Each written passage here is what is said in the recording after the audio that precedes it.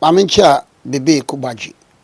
Kubaji. Yeah. Kubaji. And a sister. Hey. Mencha Bebe Kubaji. Ra Mano Teresa Obribuahin, Benedicta Obribuahin, Givens, Daniela, Emanuela, Sophia, Sonia, Obribuahin, Obribuahin, Kwa.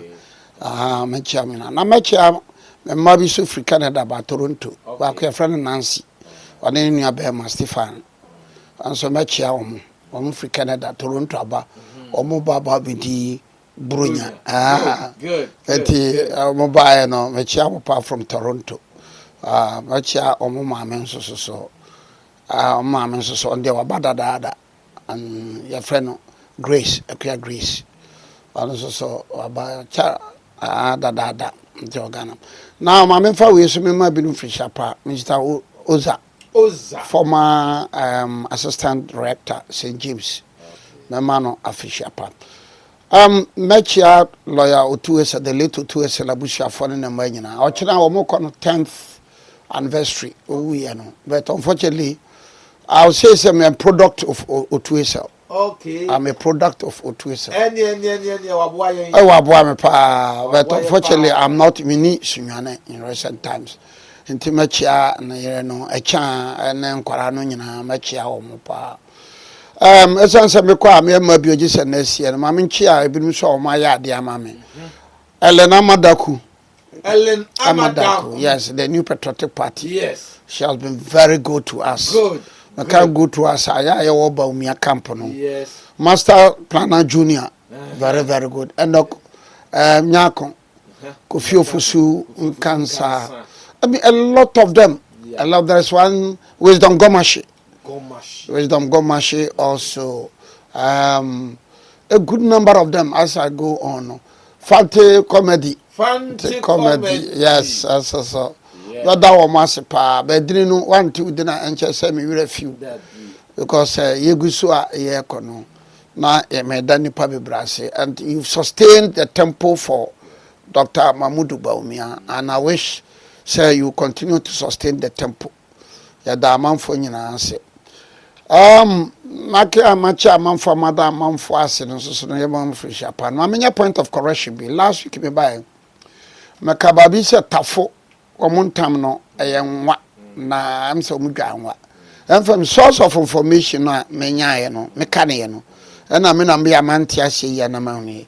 Na me da obi eche na na bi wo tafo dechi.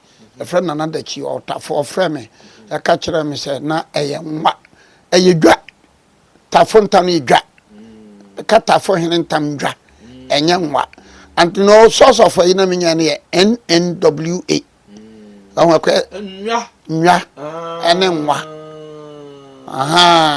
ntina tafo na dachi mi da wase so but I agree at the time wa kwa man ene tafo koye no na Ashanti mai nti tafo omo ajemana koto ene osetutu be dia konya no che kakra ansa na ebe dane abeye no Asante eti from the kwaman for source no omo ne tafo konye na omo defiti tafo na omo chi agema kutu na omo pa ni yam se na meka se omo dwante se ma no omo pa ni yam hwe se na koma na yetu the tafo for source che se ntesa na mo ntama kwaman for beto hwe wo mo so no na omo ayeye na agema kutu where ya no hu se omo beto hwe omo so so omu di omu mfrechi nti omu dwane ye pofrimu na omo kwamanfo no pai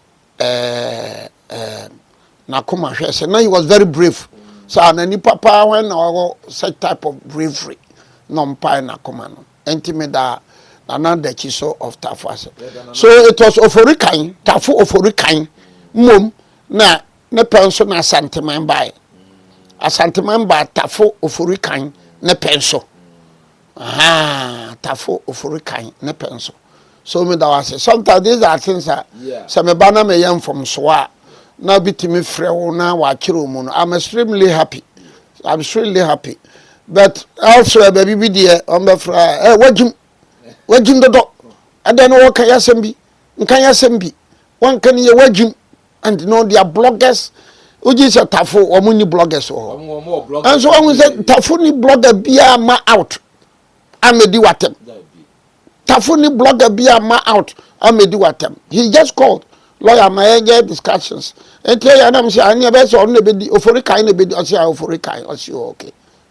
And so people Yabeka Ashanti from no more. We continue to talk about Ashanti. We continue to talk about Ahanta, Anglon, Frafra. I will continue to be talking about most of them because Utia. I'm not correct you. Yes, sir. Yeah. But there are some people I will not be talking about them. Why? Because some of their bloggers or their TikTokers will be insulting you. Okay, that's better me about say Anglon the bra meta kanyina and yina nebia meka mecha.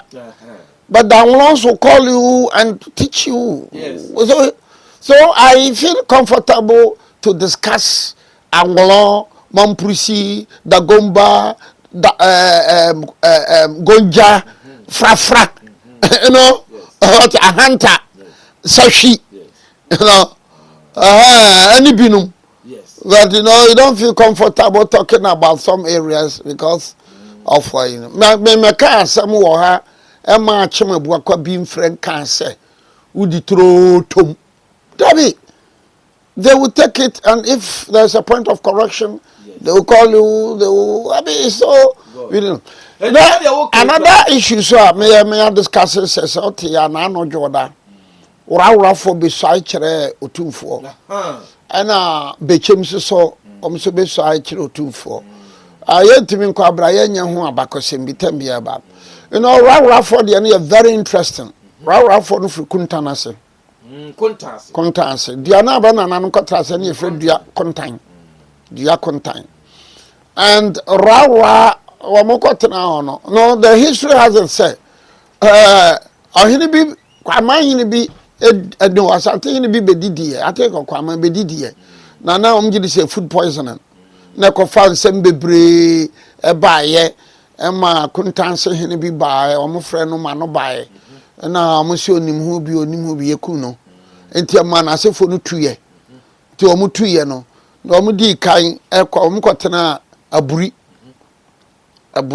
peduase aburi, and when they settled no na ben and present day aburi botanical gardens. Also omo transfer kakra no I think the start was omo tisi baby bebre. The one I'm cutting for 40 years. After 40 years, now I'm 2 years. No, I'm called Nkonya in the present day Oti. Okay. So I'm called Nkonya now Konya send me by. Now no so I'm 2 years. I'm called the present day Uraura. So the present day Uraura for no trace it to me a kuntanse. So or babe sai chiro otumfo a onti. No, because we cry for America. Oba Osima DNA ni chese me hani enti me baba hwe, and we think that is a plaza. Now run you know and your oba so that it talks about the history of the Rara for now no one ben. Maybe at an appropriate time major full discussion on the Rara, but the Raras are yeah cannot now Rara and I'll be appreciated. There's a commission. A commission of inquiry in Volta region chieftaincy. Who's the first no? Now a Volta region. Good. That commission was set up in 1973. That commission to go into the chieftaincy in Volta region. And we call it Nana Ajimambadu Commission of Inquiry into Chieftaincy. 1973. Eti Nana Ajimambadu, the late Omahine of Doma. That was his commission of inquiry in 1973. A champion. Eti oyen hwehwemu enne say ye Chieftaincy Act na or 2409 no LI 2020 no. Na say Volta region alone. Ye wa manhene ha. Volta region alone. Ye wa manhene ha. 100. Now, a product of Nana Ajimambadu Commission of Inquiry, which was set up in 1973 by Kutu Echampo. Ignatius Kutu Echampo. In fact, Nana Ajimambadu was a pivot of CPP. CPP mpa CPP kesiye. The same Nana Ajimambadu so na kusasi mampusi. Ahun se yabaka nkakre. And so committee na la list of one tiye. The Governor General anum tiye. Dr. Nkrumah Mfuaso no. Nana Ajimambadu was also a member of that committee. So the mampusi kusasi the ebinumeka no yabo for the committee. Biso beka na Ajimambadu committee. Biso beka no Bohene committee. Until, but I want it to be on record say, Oma ya appointed woman in they were and a CPP mu kesiapa. And the same Nana Ajimambadu played a major role with the creation of the Bono region in April 1959. He played a major role. The Bono champion of who started in 1955. No, you cannot talk of the Bono champion without mentioning Nana Ajimambadu of Doma. Ana Drobo, Ana Bechem, Ana Kwasepre Kudomase, Ana Kukum from Pong. This is our history. Drupa. So that is the role, the contribution of Nana Ajimambadu. Okay. Then Bechem is so no beside Nana Joda. Bechem for ni Nsuta. Nsuta ya Bechem. Aha. Ahwenye. Omo hene baako omo pai ba ahwene ene bofo akwa in fact bofo akwa no bofo akwa ofi nsuta no ona ne dini om de koto sunwane team no bofo akwata no no di team no am team na major chidi so omo fri nsuta ha no akonyasam na ma omo ko tena omo anim ha kakra ansa na che omo ko tena abechi ase na ye me bebre wo ho na omkotena ase ambofo akwa no waben pa no timihwe dache nti ama no ko Tano so in fact Tano so e wo sesia Tano so e be na bisim no bofo akwa na establish Tano so sa yeah bofo akwa na so time be kwen ye bofo akwa no ne bosom no time be kwen. And what history has it that at a point in time, or come for noche on Osetu to the first. Benina Bofua told them Safrebe, Mabeko, Asuo Tano, Eko ya Mamre. So Tano is to Asante, Asante is to Asuo Tano. Tano, the last time one, then Chamba Swakoko was the very day no Asante Henoko Brikuma Yino. Yes, that was the last time for so many years, about 70, 80, because you know for quite time in 1972, 73, no, not then Chambasako, Bechiakoko. So from the 1978, 79 bano, then Cham, oh, you musuonwa, not then Cham bububa, into a bububa, Sadu Hurakokono. Urako kona no denchem no. Yeah, so for about 30, 40 years and denchem maybe say the very day or two for a year war brekum no. Aha, unzo two for because the Korean command. The Korean command. Yeah, mamro. Ah, the Korean mamro. Ti danu be ye no afa say so na bubu bana no ba hu say aboana. No be urako kono no wa so the ko. And therefore brekum a bechem typical Asante money. Eti bechem bedina sem bechem bekana semwa. There is nothing wrong. One time ne meka mpete ni breme. One time no bechem tam meka mpete ene breme. One hena ba ko bi oyare mpete. No am de ko okuru bi afrem breme. Ena okowuye. Enti bechem front time. So bechem ye full fledged like raura bechem like raura like odomase number 2. What I say, Kwabena Chirasefo, and that Monday na so no Asante man kan Kwabena Chirasefo no so asem. So domase number 2, ubetima friend and tapings 2, ubetima kante Kwabena Chiris 2, ubetima friend bosom Chris 2. And that bosom no Kwabena Chira no. Kwabena Chira no ya bantamani. So whoever will occupy domase number 2's 2 no. is equally eligible to occupy the Bantamas too in the foreseeable future. So this is the history, and I'm using this occasion. So now no Jordan, or T region, Hennebi Baha, Obesai. I have a region Hennebi, Ebesai. And a bono phobi, Quabracha as a force of Beba Basim on this 15th December, no. And until I may use occasion, no, a chere a man for and Yamamusa, Sanse Netia, Sanse Netia, Sanse Netia. Et ma abra menka abakosem. Now about this, and abakosem so here any penny baby. Now, Mammy Sama, where you be the Kuntanas, you know. O 2 for us at Tehene. A better Kuntana Sehene, Wafa. No of no Kuntas, sir. Kuntanas is about for 2 for Wafa here. Kokofu, any or 2 for. The best frequentana say wafa. Na kuntana say so be fre kokofu. Any Asante him say me wafa sie no. Yes, ya brankese so kra sa.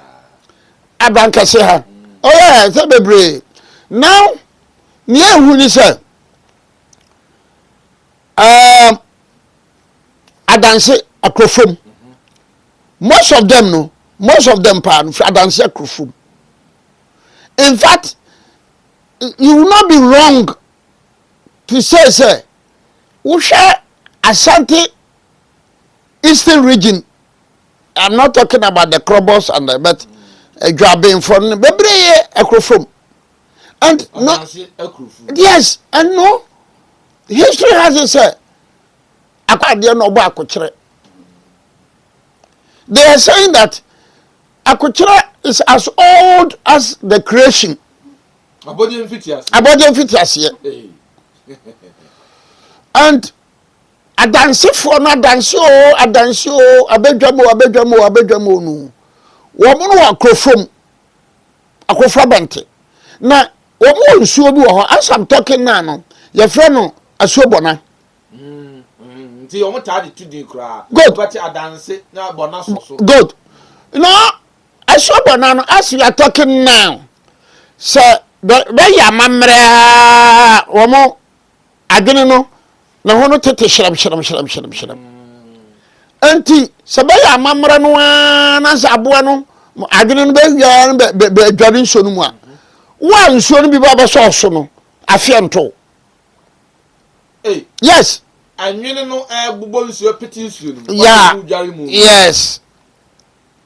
One son be so be obey your mummy no done na nsuo no bi bowa opede akoya akoya samanse yeah and we have adanse bron sam so also very powerful udu kwa pia no ho no mo akoya ho no ma ubenya practice crowd practice na practice adanse bron sam so and no history has it said how do we flash adani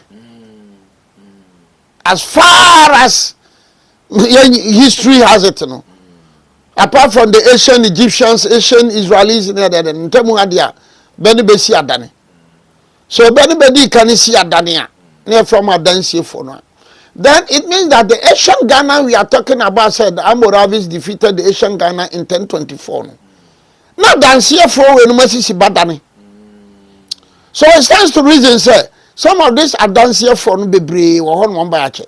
Look, when we are doing history very well, you realize that in Nigeria, you have the Tiv, the Igbos, and the rest. Some of them know any change the birth of Jesus Christ. Yes. The Tiv in Nigeria, the Igbos in Nigeria, the Yorubas. Some of them are history change the birth of Jesus Christ. When the birth of Jesus Christ in the AD, no, BC. Very good. So we need to learn a lot, and therefore there is a possibility that present day Ghana, no, binum BC. That possibility exists. It is Sabre no na asase ne na hokwa na ni party so it is never correct say akanfo nyina besia wo ebono it is never true. They should learn the history and learn the history well and stop misleading people. Creating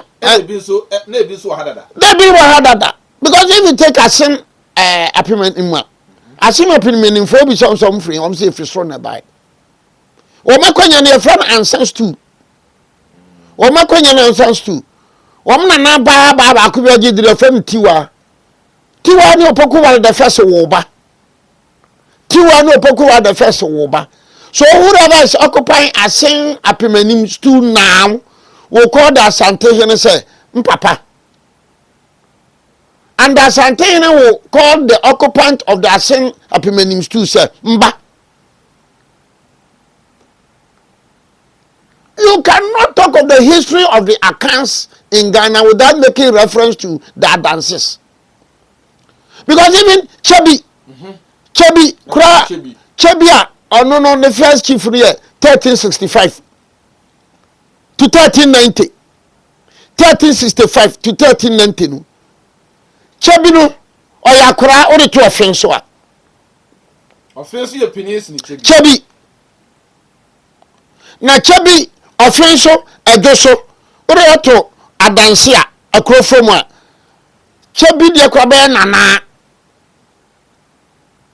Chebi be nana 1365 o oye nana ase na ubetina ho ache bi ntina ho ache and people don't do serious research I can find na betena bono beti free bono come on please talk to me can back me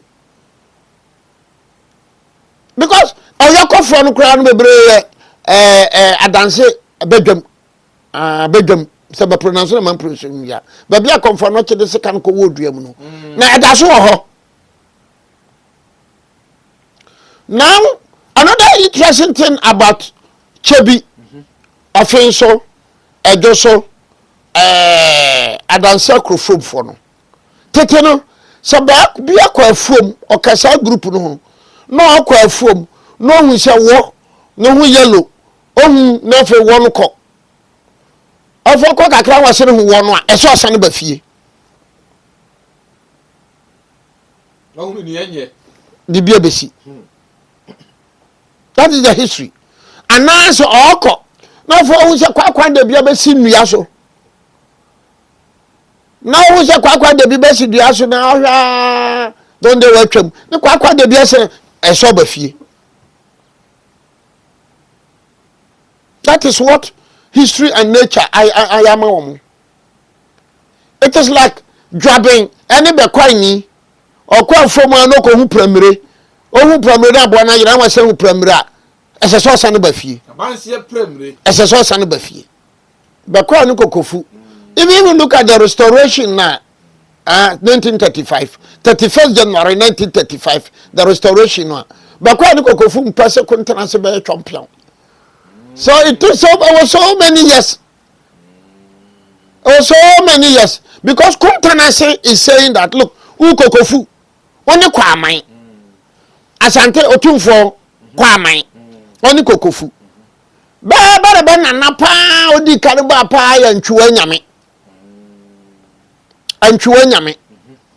Enti, yeah, Nana, and Chuanyame. Kokofu, Kwamay.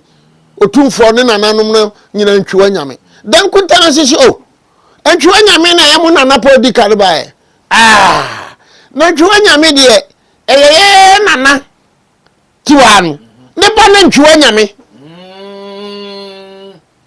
okay moda mama mo nana pa na ntwa nyame kwa manda ani kokofu da olo sa ntwa nyame maame any yeah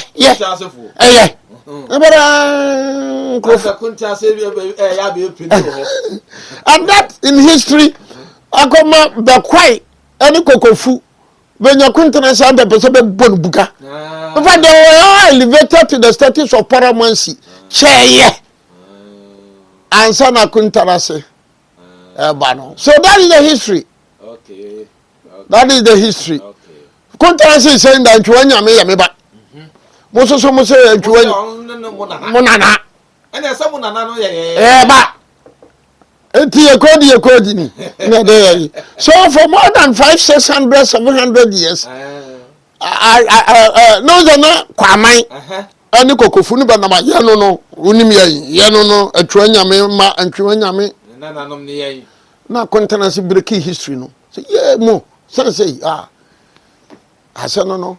I'm also now contrast wo kokofu design me wo fase eso me wo fase no tumfo akofre contrast wo fa otumfo ba fra contrast wo fa otumfo ba fra dwumaka se kese wo fa ati say otumfo ba fra kokofu minua